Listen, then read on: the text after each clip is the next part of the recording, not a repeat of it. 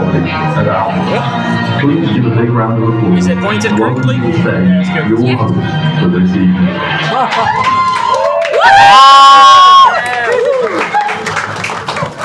What's up? What's up? Hi. How's everyone doing? Yeah. Woo, summertime, right? It's summer. If we believe it, it's true. Still a bit cold, but fuck it. My name is Jude. Welcome to comedy. Who hasn't been here before? Welcome. Everything goes fine. Don't worry. Everything's gonna be great. You're going to. This is new. This didn't happen before. Sorry. No, you're gonna get your money's worth. Okay. So don't worry.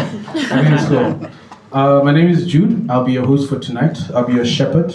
I'll be your guide. And together, it's gonna be at first an awkward first date, and then it'll be nice. You know. We have some comedians. What happens is we have some amateurs, this guy, and then we have some professionals, and people are gonna try out some jokes. You're gonna hear some jokes for the first time, and you're gonna hear some jokes for the last time, and that's okay, all right. And if you hear a joke that you like, you know, and then you hear someone clapping by themselves, it helps to clap with them. No one likes a single clapper. You know, if you hear someone go, that just sounds sad. Join them, work with them together. You know, we're all in this together. So let's test it out, okay? Imagine you had a joke that's funny. It's not that funny. You're not gonna tell your colleagues at the office tomorrow, but you're gonna laugh. You know, you'll clap a bit. So let's clap a bit. You know. Good, right? And now, imagine you hear a joke that you're gonna pretend you came up with, right? It's really funny as fuck.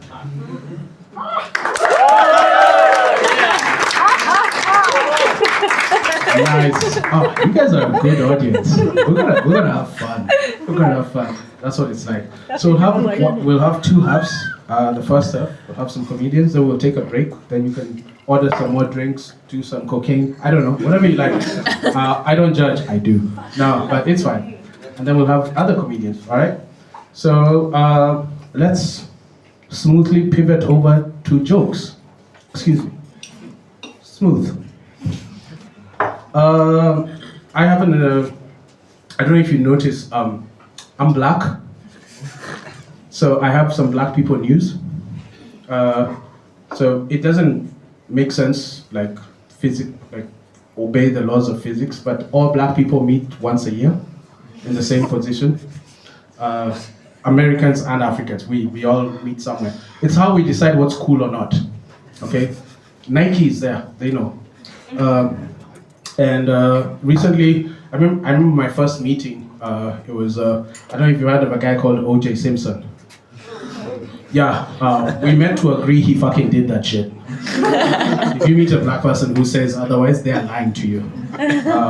My favorite meeting was back in 2003 when we agreed that Eminem is black. He's one of us. If that's news to you, I'm sorry. But yeah, recently I just wanted to say we've lost P. Diddy. Just some freaky shit. I can't repeat that shit, you know. It was a baby oil. That was the slippery part about it. That and many other things, so many other things. But yeah, yeah, he's a free agent, so you know the whites can have him if they want. I don't know. When you guys have your meeting, figure that out. I don't know. I have an Android phone, and I don't know if this happens on iPhone, but Google Photos sometimes gives you like a reminder, like, hey, here's 4 years ago when you were happy. Anyone else get bullied by their photo, right? Like you're like, oh, remember when you had someone who loved you, and now you're single and alone, and you're one bad thought away from bad things. No, just me. All right, yeah, it happens. But mine reminded me of a really funny but fucked up time. I was in India a couple of years ago. I was living there, and I was living in Bangalore. And when I moved there, everyone told me about this like Delhi belly. Anyone heard of that? Yeah, you know what I'm talking about. You look Indian. Is that? So I'm not a racist. We're good. All right, we're good. He said so. So no. So yeah, they were like, hey, you're gonna most foreigners within 2-3 weeks, you get stomach problems. You adjust to a different reality, a different diet reality. But I didn't get sick for 2-3 months. And when I would hang out with the other foreigners, I'd be like, nah, I'm from Africa. Okay, you soft-bellied Westerners. Come on. And then I got cocky. So I started eating from more risky places, right? And then eventually it happened. One night, I felt what I can describe as plate tectonic movement inside me. We've watched the documentaries, you know what I'm talking about. Have you ever been woken up by your stomach at 4 a.m, right? And it's like my body was telling me, we're just giving you a heads up. This is happening with or without your consent. You have a minute to find the toilet. So I found the toilet, and I just accepted who I was at that time. Like for 2 days I was there. Toilet, water, cigarette, shower, just on rotation. Just you can paint the rest of the picture for yourself. That was an interesting way to lose 5 kilos. But yeah, let's move on. I was at a house party on Friday, and I'm still hungover today. That's a millennial life. We used to be able to party like crazy people. I woke up in a different country once, and now I go out and I just die. But I was at a party, and I had an idea that I think is quite useful for the world at a party, right? So I was at this party, and I came up with the idea of, what if we had like a party guard or party sheriff? Someone who, if you're in a conversation that you don't know how to exit in a party, we've all been there, right?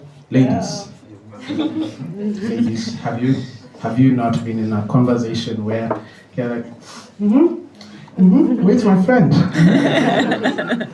Imagine if you had like a party lifeguard who just goes, you're done. You're done. It's okay, yeah.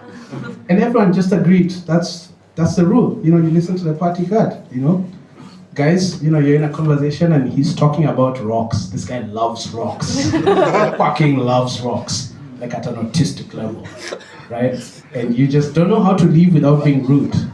And then suddenly you just feel this savior tap on your shoulder. It's okay, yeah, I'm just right? I don't know.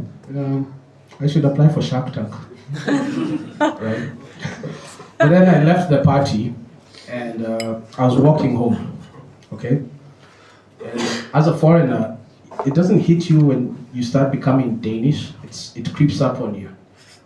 I found myself at 2 a.m. waiting for the lights to change. The fuck is that?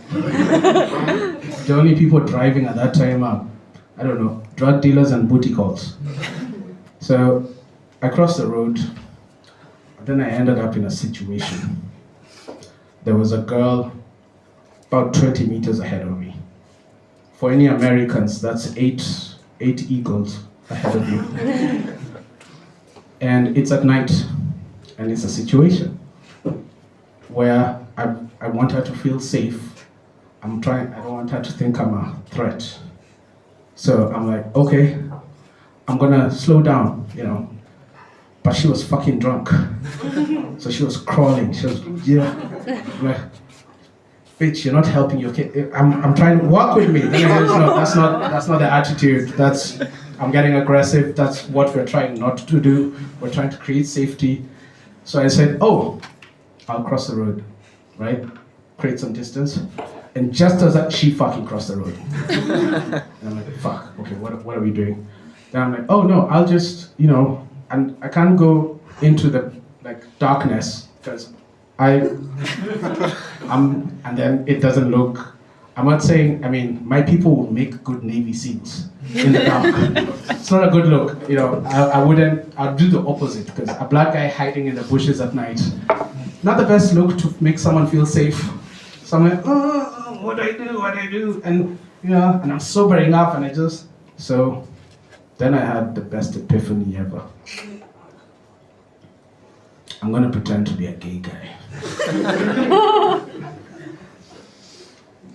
Right? But now I need to communicate my gayness so that she hears and knows she is safe. How do you do that? And I was like, I'll pretend to have a phone call and I will say things that will communicate being gay and then she will feel safe. It sounded like a good idea at the time. So I took the phone and I tried to find my gay voice, my how you doing voice. I couldn't find it. I couldn't find my sassy voice. So what came out was this strong but friendly, masculine gay dude. I don't know. I don't know him. I didn't recognize him either. It was confusing for all of us. So I was like, yeah, hi. Oh my God, I so enjoyed sucking your dick. The tip of your penis was the best part. Oh yeah, tell me more. I am going home. Do you wanna come over? Yes, that is the thing I want you to do right now. And mission accomplished. She no longer felt threatened. In fact, she looked back and she just looked concerned. What the fuck? Alright, it sounds like you're ready for your first comedian. Are you ready for your first comedian? Give a warm welcome to Andrew ferenbach.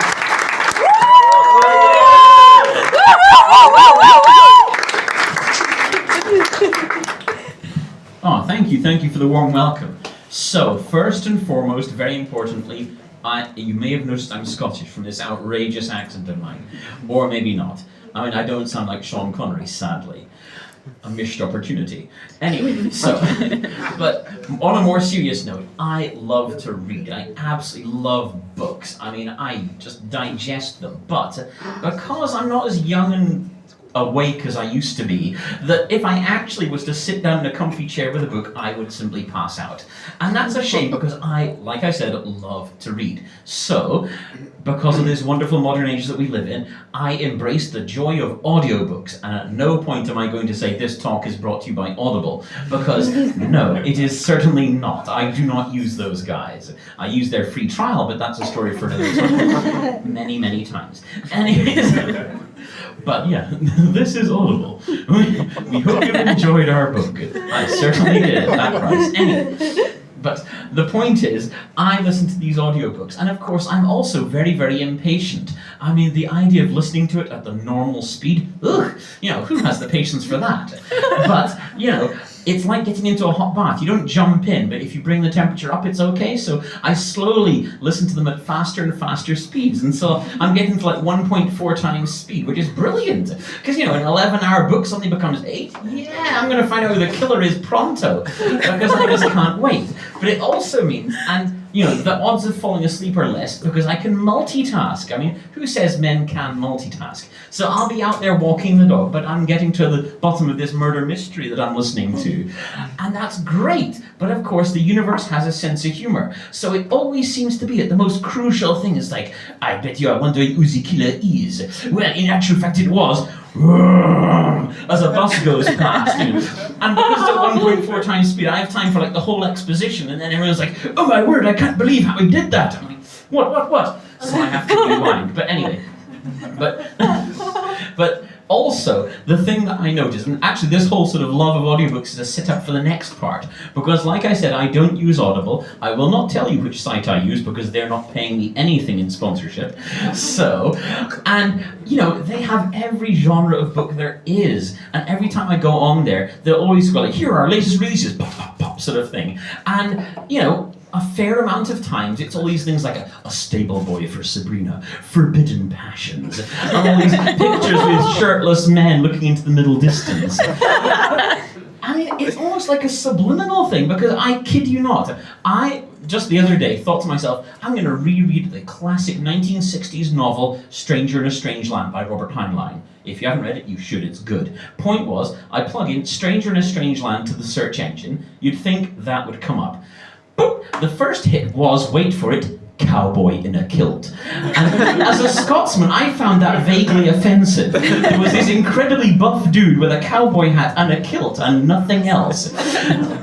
And it's not like it's a single one. There's a series. I mean, volume 5 is called Kilty Pleasures, which, in fairness, I thought was a very clever title. But, oh my goodness. And, you know, in a moment of clarity, after contemplating the fact that there's all these blouse-ripping books out there, because after all, audiobooks, they had their birth because of the sight impaired, because these poor people could not pick up a book and read. And so, but in this modern age, of course, everyone's eyes work. Well, not everyone, but, you know, loads of people listen to audiobooks. And suddenly I thought to myself, wait a minute. So there's all these blouse-ripping audiobooks for ladies. It's like, I think women are multitasking too. Suddenly their hands are free for something else. Anyway, not the only one. I mean, 50 Shades of Grey, yeah, it's on there. But anyways, let's change the topic quite hastily back to the glory of being Scottish, because we are very, very attached to our money. We are famously stingy. And when I moved to this wonderful country of Denmark, I was quite frankly stunned how expensive stuff was. I mean, we arrived, we caught a taxi from the station to the place we were staying at, and in Britain, taxis are reasonably priced. You do not, you know, need trauma treatment afterwards. But our first ever taxi was like north of 300 crowns. Nobody would believe me in Britain if I claimed that. I mean, it's like triple. Ugh. Anyway, so after that fateful day where my little Scottish heart was breaking with paying so much money for simple transportation, I vowed I would never catch another taxi in Denmark unless it was some kind of crisis. And so far, touch wood, oh, no, that's not wood. Well, you know what I mean. No crises have happened. And so I have taken advantage of your wonderful public transport system. I mean, unlike Scotland, your roads have no holes in them. There's no potholes or craters. And your buses run to time, and they are so shiny and clean. I mean, A1 props to that. And yes, Danes do follow rules when it comes to crossing road, and yet, when it comes to buses, they're not quite so respectful. Let me explain. Because in Britain, you know, the country of queuing, we are great respecters of the queue system. You arrive at the bus stop. If you're the fourth dude at the bus stop, then there's 3 people who have rights ahead of you, and person number 5 better back on down, because you're number 4 right here. And that is, you know, nobody monkeys with that. Ever, ever, ever, no matter what. So, when I went to Denmark, I still had this circuitry in my brain of respect the queue, you are number 4. And so, but then, when I got to Denmark, you know, I was ready to catch my first bus, and yes, I was maybe the 4th or 5th person at the bus stop, but suddenly everyone who arrived after me barged past me to get on the bus. It's like suddenly everything went primal, full-on Lord of the Flies, zombie apocalypse, blah, you know, bus seats. And this broke my brain, because I wasn't used to it. It's like, we are British, we don't do this sort of thing. And because of this, I invented my own little sport, patent pending, which I call fishing for Danes, or the boy who cried bus. So when I'm waiting at the bus stop, and when I'm between audiobooks, I've got the no audiobook blues, which is the worst kind of blues there is, you know. I got no books. Anyway, so there I am at the bus stop, feeling all forlorn, and checking my email for the 5th time. So then I see all these Danes who are patiently waiting for their bus and not really paying attention. What do? I do the following devious move. I simply step forward like there's a bus about to arrive, and sure enough, all the Danes, they all step forward as well, they're ready to attack. Oh, shit, there's no bus here. So yeah, it is the way to spot a Dane at a bus stop, is just decoy them with a pretend bus. Yes, I get bored very, very easily. Where was I? Yes. Okay, so fishing for Danes and their love for rules. But also, I mean, when there was a snow crisis a year or so ago, in Britain, you know, I arrived at the bus stop and I was person 36. There is no way I'd get on that bus. However, in Denmark, I started to embrace my inner Dane, even though I'm not Danish. So I was person 4 on that bus. Suddenly the bus, I was like, out of my way, old lady. That seat is mine. I was in and snuggly. I mean, I don't know where that old lady ended up. Probably trampled by about 17 Danes. It's the law of the jungle out there.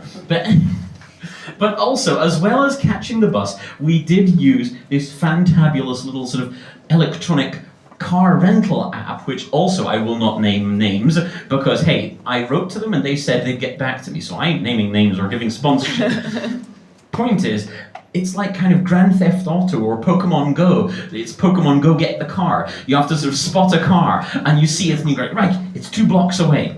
You get 20 minutes free reservation, because I'm not paying 1 cent or 1 crown. So, you know, you run for 20 minutes, or the closest I get to running. I go and grab the car, and sort of sweep on in like the knight in shining armor. But it's a crazy system because, you know, you have this car, great. You drive to IKEA, for example, and I'm not going to pay to keep the car, so I'll boogie on in, start buying furniture or having meatballs or all of the above. I come out with my Calax and my bath mat called Sklur or whatever, and then, sure enough, the car, someone has already swiped it because someone walked out of IKEA and went, I don't want to walk home, woo, car, and away it went. And this is another Danish cheek, as it were. So, I mean, one time we went to the hairdresser, and in the 20 meters from the car parking to the hairdresser, our own car overtook us because someone had just jumped into it and stolen it. So I actually used this as a life hack to avoid paying for a dreaded taxi, because I don't want to incinerate 400 crowns when we were going on holiday, and I didn't want to catch the bus with all our luggage. So, door number 3, my friends, I got one of these cars, I drove it from our place into the city centre, and normally my plan would fall apart because there's no drop zones in the city centre. I'd have to go into the guts of Brune's Gallery and hide in the super secret basement number 3. Not doing that. What did I do? I instead went to the nearest parking meter, paid for like an hour's parking, 10 crowns, thank you so much, and then got on our bus on our way to the airport. And no sooner did I got in my seat, suddenly away went my car. No parking ticket for me, no responsibilities. And hey, feel free to share that hack, and you guys have been wonderful. Thank you.